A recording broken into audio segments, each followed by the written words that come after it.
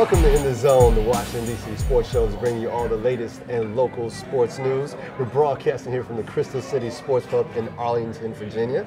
I'm your man, James Flamez, sitting here with the most unbiased sports analyst extraordinaire, Jason Herbek. Good to be back. It's good, man. Yeah. I don't know how you're making it back, man. I mean, usually, in D.C., the homers, they're on my bandwagon. They're not on yours. Hey, I got the Cap shirt on, so I'm welcome. I guess. You got Ohio State jumping on that bandwagon already. I've been sick this week. We'll talk about that later. Anyway, on today's show, we're going to be recapping our preseason picks. I get to show Jason how smart I was at the beginning of the season. We're also going to be reviewing the Super Bowl, wild card, and everything that fans have missed for the last couple weeks since we've been out there in the holiday season, although our lounge show was very entertaining. But we're back at the bar here today, so let's go ahead and dive right in and start with the hometown team, the Washington Redskins. Long season, Jason. Give me 3 words to describe it. Barnum and Bailey. That was very good. I wasn't expecting that one. Barnum and Bailey. 3 words. Yeah. A circus? What's your 3 words to describe this? Yeah. Man, I don't know if I can trump that. That was pretty good. All right, you ready? Yeah. All right. Word 1, heartbreaking. Okay, there's only one way to describe it, which is heartbreaking. 2, dysfunctional. Okay, yeah, I don't think you can describe the Washington Redskins season any other dysfunctional. 3, you ready for 3? I don't know if I'm ready. It's Barnum and Bailey, but you ready for 3? Mm-hmm. Bullocked. As in Sandra Bullock, because we got blindsided every single way this way of the whatever. Hainsworth blindsided the coach. The coach blindsided McNabb. The coach in the beginning of the year blindsided Portis. And Hainsworth. And Hainsworth. And the team blindsided the fans. Yeah. Blindsided, Bullocked. That's what happened to the Washington Redskins. I like it. They got both. I like it. It was hard to trump the Barnum and Bailey, but I came pretty close. I mean, they need to put a 10 on that circus. Because look, you started the season with Hainsworth in the conditioning test. You started the season with Larry Johnson, Willie Parker, and Clinton Portis as your running backs. Mm-hmm. You got a 3-4 defense with 4-3 personnel. Mm-hmm. You got the McNabb situation in Detroit, where he got benched for cardiovascular endurance issues. Right. Then he gets benched the last 3 games of the season for Grossman and John Beck. He wasn't even second string. He got moved all the way to the 3rd string. I know, man. Circus. Yeah. Circus. Yeah. Man, I don't know. It started so promising, man. It started so well. Yeah, against Dallas that first game. Yes, it did. It started very promising. It did. I agree. had high hopes for the season, as we will find out in our recap. I had high hopes, and maybe I was a little bit excited. I'm not gonna say I was wrong, but I was excited. I mean, if anybody got blindsided, like I said, the fans got blindsided, and I got blindsided. I mean, the turns that happened this season, nobody could predict. So I don't think in the recap session you can hold me to some of the things that I said because of the magnitude of what had happened during the season. Yeah, Shanahan just, I think he gave a lot of false hope, by bringing in McNabb. I think that the team around McNabb was really, really bad. Yeah. And, they should have just recognized that and just started with a young quarterback because I think now, McNabb's obviously not going to be here next year. So then you're going to start again with a young quarterback next year. And then you're pretty much back at square one. Well, you took me to my second question, which was, who do you think's playing quarterback for the Redskins next year? I mean, let me throw the candidates out here. You have Rex Grossman, you have Donovan McNabb, or you could name the rookies. You could have Jake Locker, Ryan Mallett, Cam Newton, or is there a dark horse possible quarterback in there? I think it's definitely going to be Cam Newton. Just seems like a Snyder kind of draft guy, Heisman winner. I think he's going to be there with the 10th pick. He's going to be available. I think Grossman and John Beck will still be on the roster next year.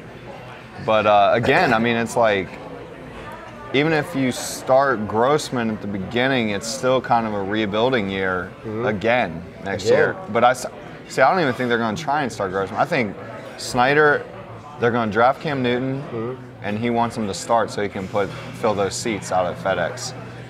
This is going to be one of the most interesting off seasons for the Washington Redskins. And we'll talk about this also later with the labor agreement and the rookie possibilities.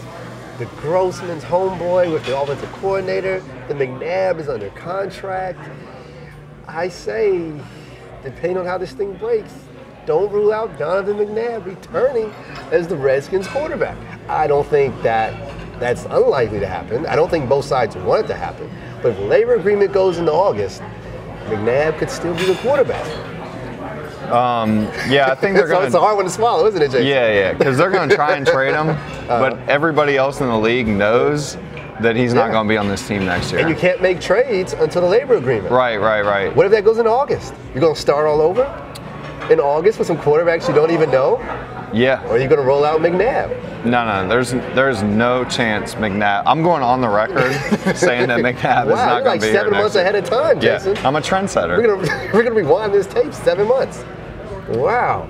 Well, well, and to show you how bad this has gotten, Christmas, I got a McNabb jersey for Christmas. Ooh. Now, granted, it was given with all the best of intentions. Yeah. And it was tight. It was all black, Redskin jersey, McNabb. It was smooth, first authentic. You know what I did? I put it on and it's going back. It's going back. I have a picture of it. We should show that picture. Yeah. We should show the picture of the jersey. Go to the file photo, please. Yeah, go to the Christmas file. And of course I left the tag on, obviously. Yeah, put it on eBay. It went back. Oh, returned it? It got returned. Okay. It got returned. Let's hope the Sports Zone doesn't see Hey, this. I once owned a Dante Culpepper Dolphins jersey, so, We should wear it to the show one day. Oh, that was on eBay many years ago. Get your roll on. You know what I'm saying? Actually, I don't even think. Nah. He can't. He's doing it in the UFL, so I can't even do it. All right. Well, let me ask you this: is Haynesworth coming back next year? No. Again, he and McNabb are both going to be gone. Okay. They're same situation as McNabb. They're going to try and trade him. Everybody else in the league knows that they're not going to be on the team next year, so they're not going to offer him anything, and then he'll eventually get cut. Right. Probably right before the season starts next year. They're going to make him do another conditioning test, I think, during training camp. Yeah, I think he's in the McNabb boat. It's one of those things where contract says stay, but it's not working out. He's got to go. Really quick, is Shanahan, if he doesn't turn the team around next year, is he in trouble? I think he'll be back at least next year and the following year.